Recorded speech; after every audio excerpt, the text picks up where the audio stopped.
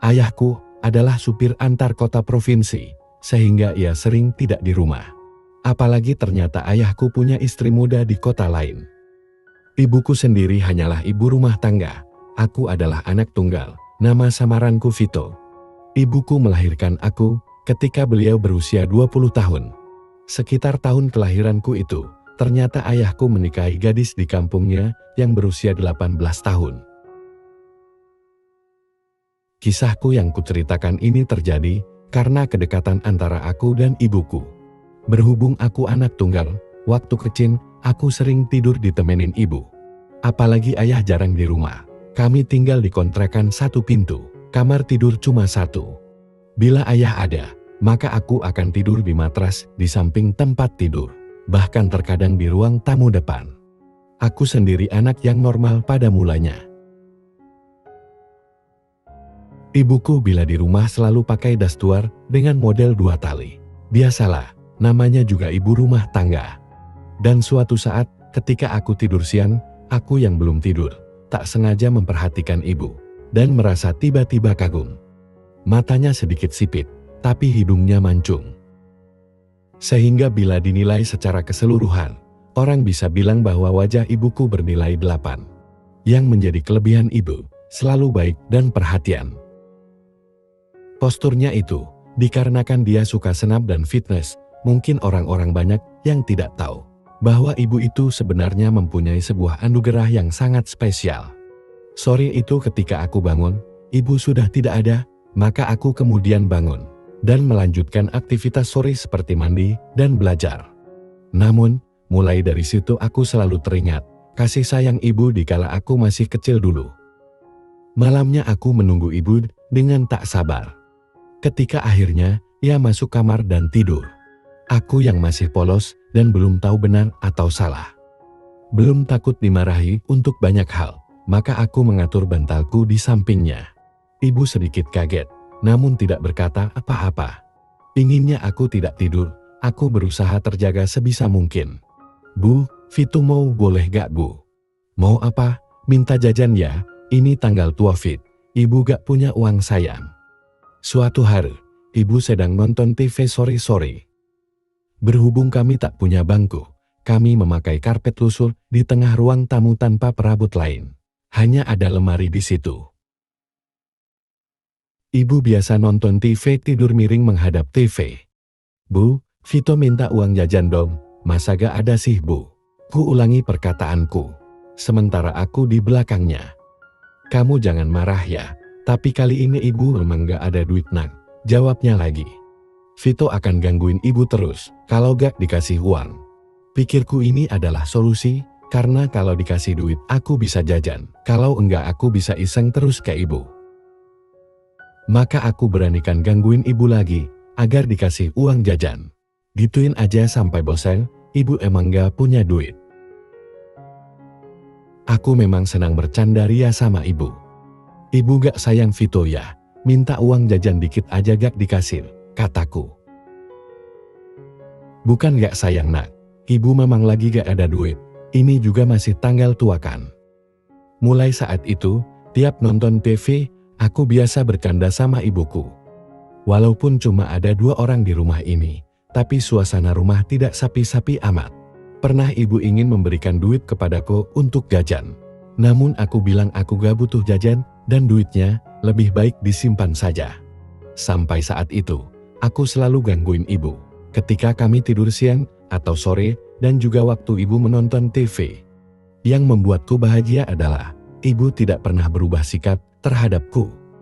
Tidak ada larangan dari mulutnya keluar, seakan apa yang aku lakuin itu adalah hal yang biasa saja, yang tak perlu dibahas. Aku pun makin menyayangi ibuku. Pertama kali aku memberanikan diri adalah ketika ia menjahit di ruang tamu yang tanpa kursi itu. Kami sudah makan malam dan menonton TV. Aku sudah bercanda ria seperti biasa, karena itu salah satu cara keakrabanku dengan ibu. Namun ibu baru ingat bahwa ada baju yang harus dijahit.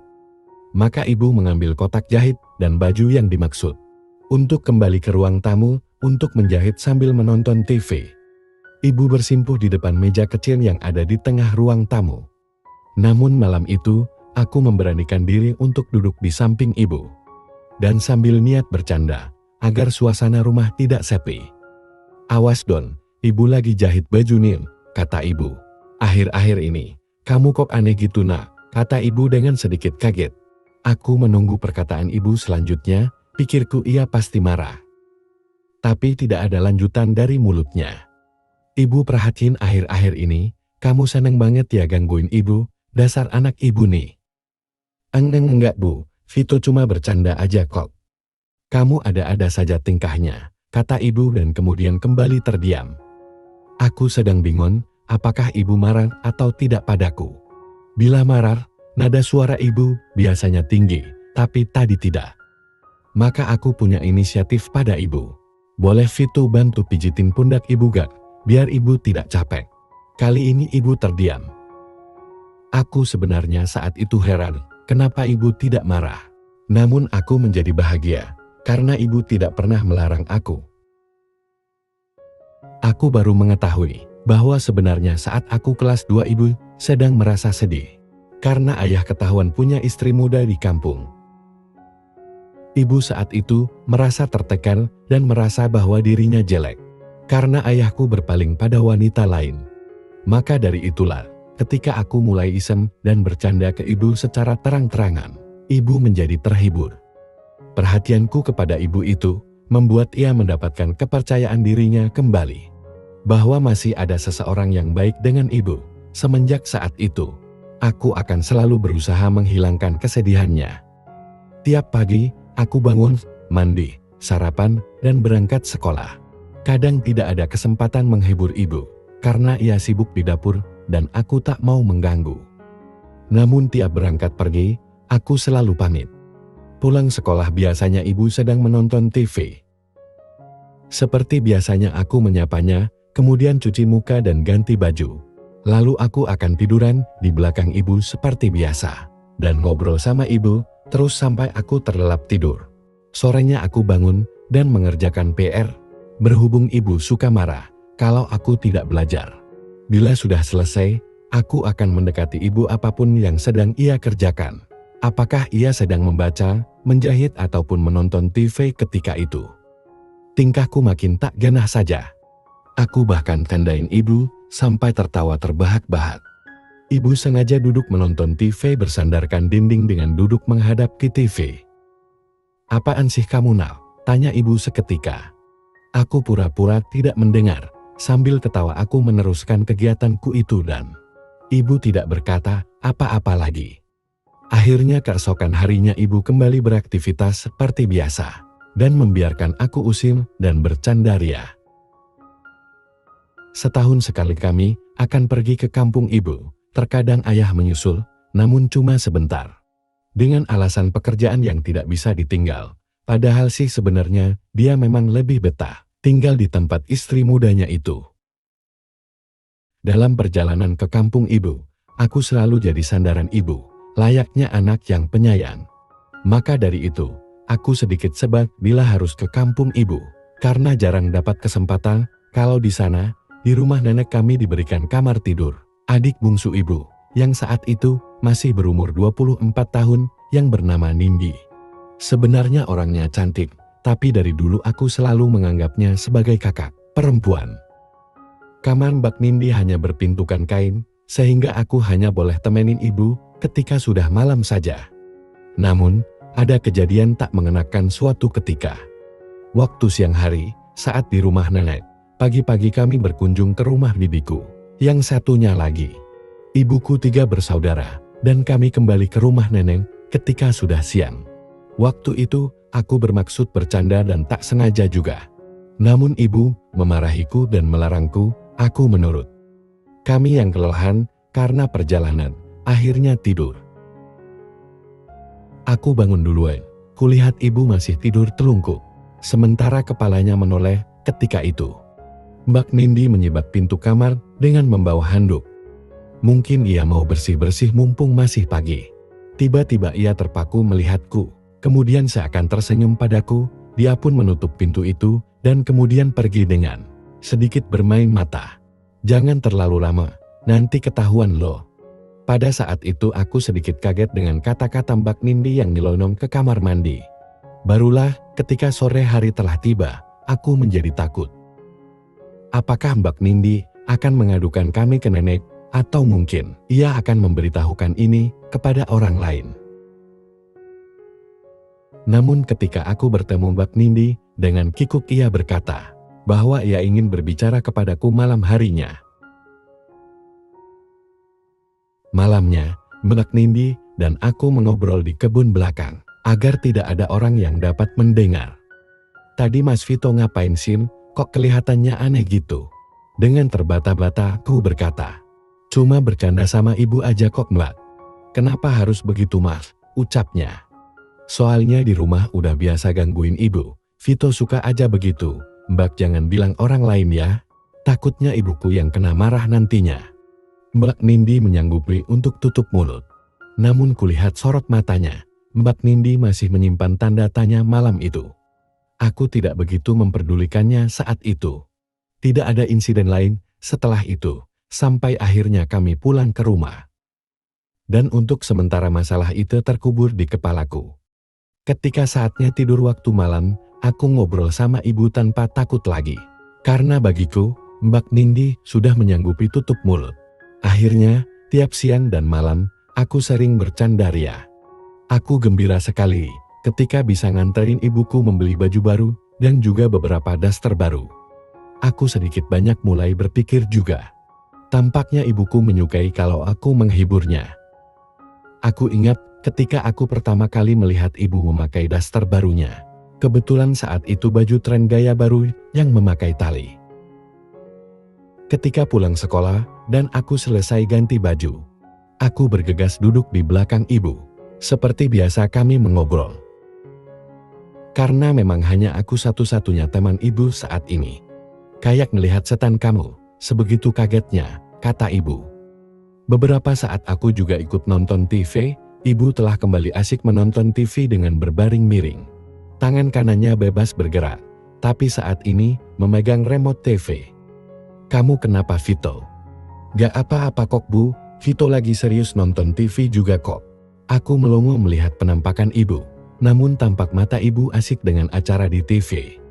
Dari situ aku menyimpulkan bahwa ibu tidak akan marah kalau aku ikut nonton TV dengan duduk di belakangnya.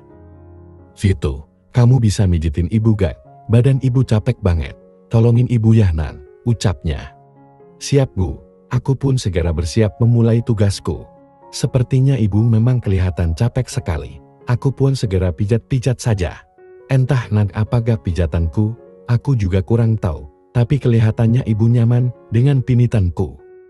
Begitu juga dengan tanganku. "Enak Fit, terapi pijitmu, rasanya nyaman sekali. Bikin sakit pinggang ibu berangsur menghilang," ucap ibu. Bu, maaf Vito gak sengaja tadi." Aku sempat kaget dan takut dimarahi ibu. Namun karena ia masih terdiam, aku coba berkata lagi. "Bu, ada yang menghalangi terapi pijatnya nih. Gimana kalau Vito singkirkan saja Bu?" Ibu tak menjawab perkataanku, tapi kulihat ibu menganggukkan sedikit kepalanya. "Vito sebelah situ yang lama sedikit. Ibu benar-benar kecapean habis perjalanan kemarin. Nanti ibu bakal kasih kamu uang jajan. Kalau pijatanmu bisa menghilangkan kecapean ibu." "Siap Bu, gak usah dikasih uang jajan, juga gak apa-apa kok." Vito ikhlas mijitin ibu. Tanpa menunggu lama dan sedikit ragu, aku segera melanjutkan tugasku. Wajar juga bagiku. Seorang anak membantu ibunya seperti ini. Selanjutnya sambil kembaliku terapi pijat kaki ibu, tak lupa candaan dan obrolan seperti biasanya kulakukan. Namun tiba-tiba aku sedikit aneh. Entah apa yang sedang terpikirkan dalam benakku.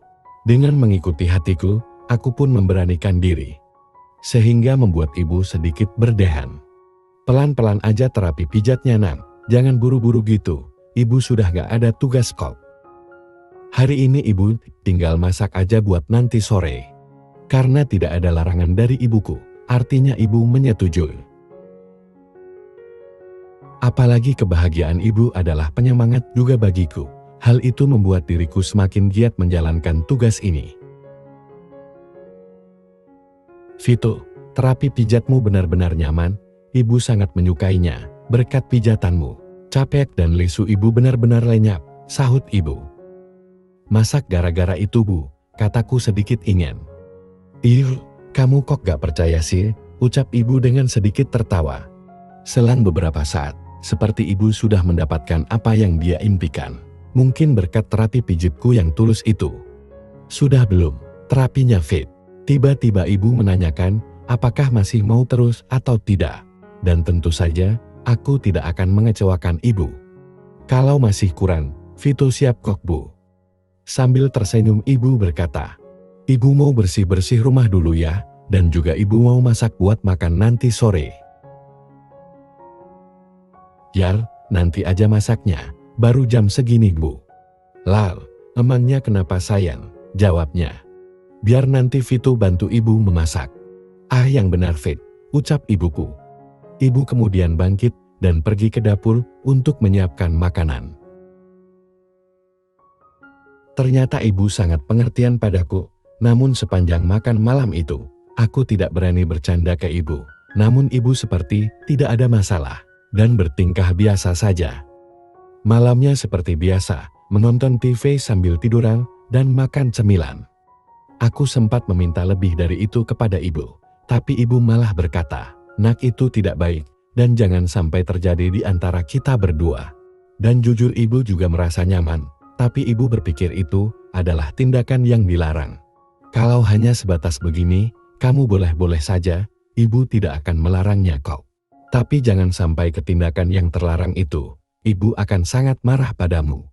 Begitulah kata-kata ibu, saat aku meminta pada ibu. Jujur aku merasa kecewa juga, tapi setelah aku pikir-pikir, memang benar adanya kata ibu, bahwa semua permintaanku itu tidak baik dan tidak benar. Maka dari itu aku turuti kemauan ibu. Dan semenjak itu, aku berusaha menjaga sikap dan bercanda ria hanya sewajarnya saja. Demikianlah kisahku yang tak seberapa ini, semoga teman-teman terhibur ya. Terima kasih.